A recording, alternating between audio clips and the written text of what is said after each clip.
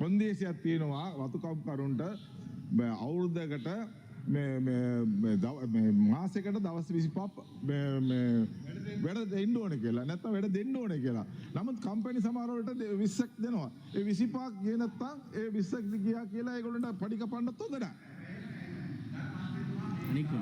වසන්ත සමසිංහ ඇමතුමා මා සභාපතිතුමියනි රජය යෝජනා කරලා තියෙන්නේ නෑ ඔබතුමා වෙලා වරන්නේ කියන්නේ ඔබතුමා මේ ගරු මන්ත්‍රීතුමා මේක සම්බන්ධයෙන් දක්වපු අදහස නිසාම මේක හරි පැහැදිලි මේක මේ විවිධ විදියට පටලන්න හදනවනේ මේ වතුකම් කරුවන්ගේ වැටුප ගරු මන්ත්‍රීතුමා මේක පටලන්න හැදුවට මේක ඇත්ත කතාව වතු හාම්පොතුන් එකඟුණා රුපියල් 200ක් බේසික් එකට එකතු කරන්න රජය තව රුපියල් 200ක් පැමිණීමේ දිරිදීමනාවක් ලෙස දෙන්න එකඟ වුණා.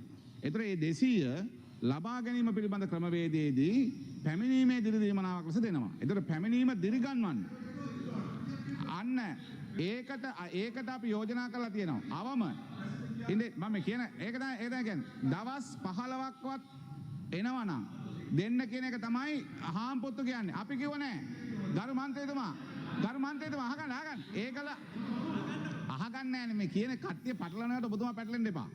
මේ කට්ටිය පටලන්න හදනවා. ඒක නෙමෙයි බ්‍රයිබරිත් යන්නේ. අපි කියලා තියෙන්නේ දවසක් වැඩට ආවොත් 200යි. හැබැයි රස්සාවට එනකොට දින 14න් 14ට පඩි ගෙවනවා.